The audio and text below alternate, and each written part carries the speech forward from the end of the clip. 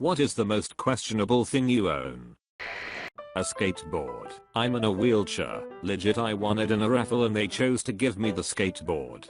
Not the sound system or TV. No, let's give the dude in a wheelchair a skateboard. Edit. Thank you for all the upvotes and comments, everyone. I just remembered that the event that the raffle was held was also a wheelchair event. Everyone was in chairs. And they thought to put a skateboard up for raffle. Years ago I was ordering an adult toy and got confused between Imperial and Metric, and let's just say I've owned a very robust doorstopper ever since. I have an ancient Corinthian helmet that I found in my parents' village. It's about 2500 years old. It may be illegal for me to hold on to. My Amazon wish list had been bled dry before my birthday, and the only thing I could think to ask for was a nice pillow. Some buddies took it upon themselves to buy me a waifu body pillow. Tuxedo underwear, complete with attached boaty and buttons.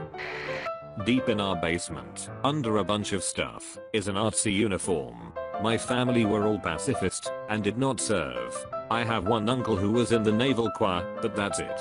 I have no idea where it came from, and I have no idea what to do with it. So I keep it in a Ziploc bag, under my grandfather's college notebooks.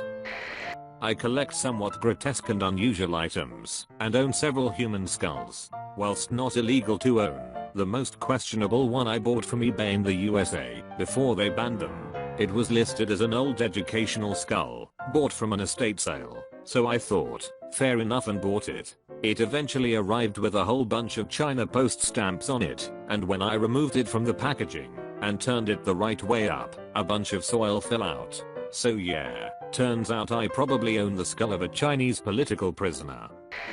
The platinum trophy for Hannah Montana the video game. A very ugly dog statue covered in seashells that I bought in Puerto Rico when I visited as a child. The thing's almost menacing.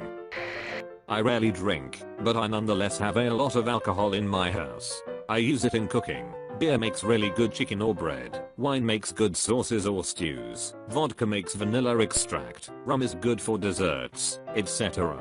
Like I said, if you saw my alcohol collection you'd think I have mass drinking problem, but I don't. It's all meant for cooking. I had a supervisor who was concerned I was an alcoholic. My mini fridge was full of bottles. What happened was I'd crave a flavor of something, but they'd only came in packs. So I'd buy a pack, drink one, and a few months later crave a different one, drink one of those, lead to my tiny fridge packed full of them, lol. A framed photo of demon Teletubbies. A dollar bill that has written on it, "This was in a stripper's." At first I thought it was kind of a cool thing to have, now I don't really want to touch it. A knife with fake blood. A real knife, mind you. A 2x2 foot bronze swastika. My family is Buddhist and it's an heirloom from Nepal. Still though, I don't exactly leave it out on the coffee table as a conversation piece just in case. A gallon of industrial grade hydrochloric acid and a Vietnamese propaganda poster.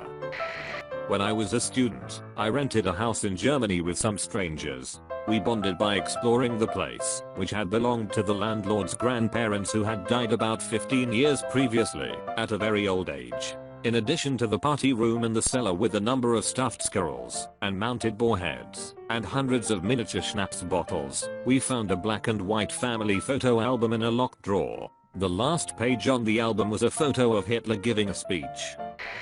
A framed portrait of Her Majesty the Queen and His Royal Highness the Duke of Edinburgh, provided freely by the great country of Canada, and hung proudly in my bathroom. A plug with a pink tail on it. My girlfriend thought it'd be funny to send me one. Alligator head. My parents bought it for me right after I became vegetarian. I don't know why I kept it. Real ivory jewelry. I think it's outlawed in many countries nowadays. My husband is a WW2 buff. We own several books on WW2, including a copy of Mein Kampf and a 10-Reichspfennig from 1940. Anyone walking in the house just sees a bookshelf filled with swastika on the end of the books. A real fire hydrant painted like a Dalmatian, white with black dots. Someone asked why it was painted like a cow, and I told her they were out of Dalmatian paint at Lowe's. It's a yard ornament in my front yard. I own a MAGA hat. I'm Canadian and bought it after Trump was elected, thinking that it may have some historical significance when my kids grow up. I obviously never wear it anywhere, lest people think I'm a complete. I own quite a bit of ivory that I inherited from my parents. Also pretty sure there is a shark's fin in my chest freezer that my mom put there. Chinese people are just the worst. A hamster. I should have eaten it by now, but I'm trying to fatten it up first. I collect the horse heads from all of the chess games I come across and line them up in my closet. Every time someone sees the inside of my closet, it's often the first thing they questioned me about. But I just like horses.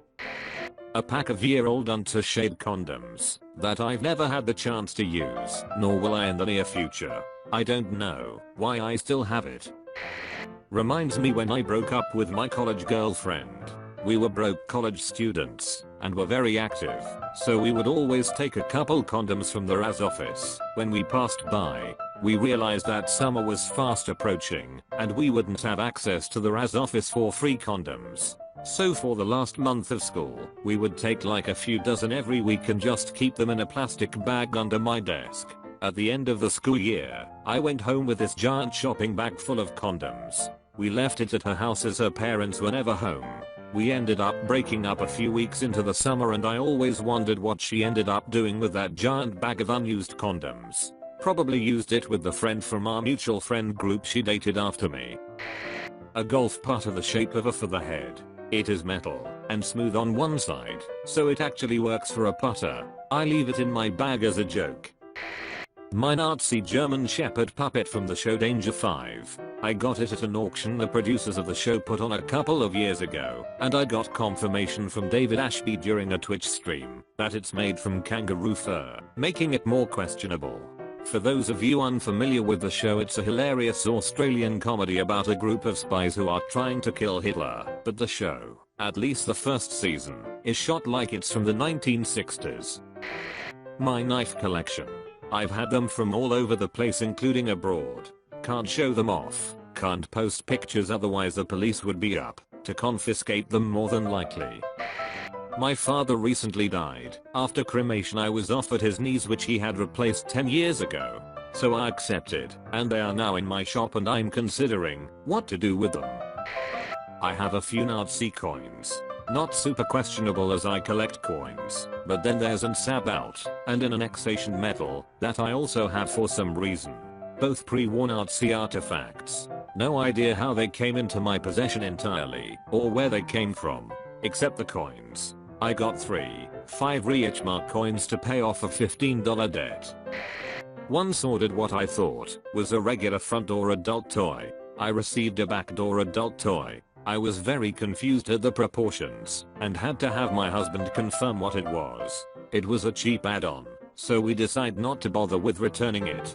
One day during a cookout at our friend's house, married couple, I quietly slipped the unboxed but plus into a bathroom cabinet. A few weeks later, the wife found it. She didn't know what it was. No fights or arguments were had, but the husband did start questioning everybody he knew, trying to figure out who put it there. Several weeks went by. My husband and I played dumb. One day, the husband was telling me about how crazy it was driving him. He assumed somebody had it inserted, had to take a shit, and decided for some odd reason they needed to stash it and return for it later, but forgot or something. He was starting to get freaked out, so I finally fessed up. But if you ever want to cause some weird confusion, slip a sex toy in a random cabinet at a friend's house. My dad gave me a little seal trinket from Greenland, I believe, that is made of real seal fur. This was something he bought in the early 80s when he was in the Navy. I looked online and someone is selling one that looks just like it on eBay, but they claim it's from the 50s. So either they're wrong about the date and it's closer to when my dad brought it home, or my dad bought a vintage trinket when he was stationed in Thiel. It is kind of shaggy looking now. I keep it for sentimental reasons and that's about it. I no longer own it because I gave it away to a friend of mine with a dark sense of humor. Basically, another friend of mine came back from Japan with a mini figurine of a toddler girl pulling her dress and nappy down. It was definitely suggestively sexual. He'd got it from a vending machine and thought I'd find it funny as a reminder of how up Japanese tastes can be. I definitely thought it was funny in a rap way, but I'll be damned if anyone was going to find that in my drawers. No way, no how. The guy I passed it on to is such a douchebag and a troll, you could well believe him owning this just to be controversial, but find it on my being and you'd think I was a secret pedo. So yeah.